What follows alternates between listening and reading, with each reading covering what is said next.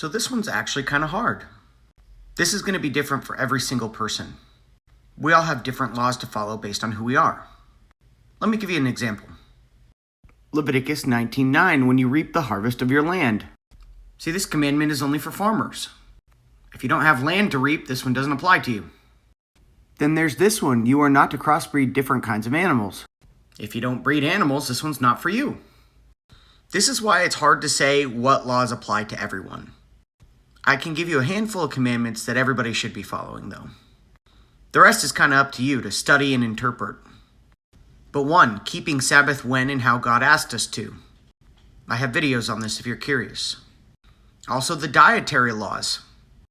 Those can be found in Leviticus 11 and Deuteronomy 14. The wearing of tzitzits.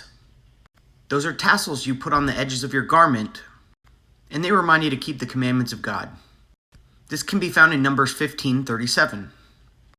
Also, you can put a Mezuzah on your doorpost, which is a Jewish way to fulfill the commandment in Deuteronomy 6:9, when God asked us to put his word on our doorpost. Also, a really big one is giving up all the pagan holidays, like Christmas, Easter, and Halloween. God asked us in Deuteronomy 12:30-32 not to celebrate him how other gods were worshipped. And we need to trade in those pagan holidays for God's holidays. Information on God's feasts can be found in Leviticus 23.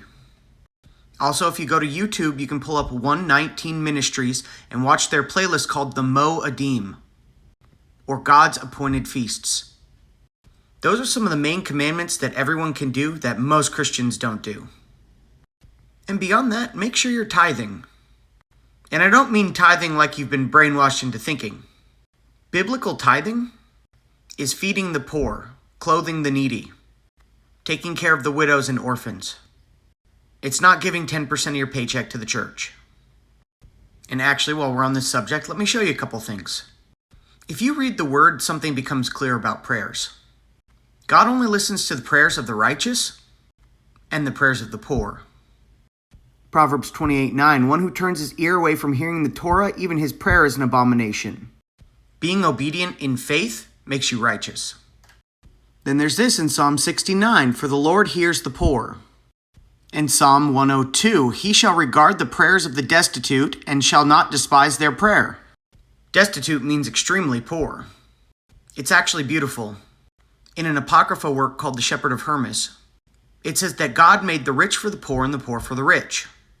The rich are supposed to take care of the poor, and the poor are supposed to pray for the rich. And that helps everyone stay on the narrow path.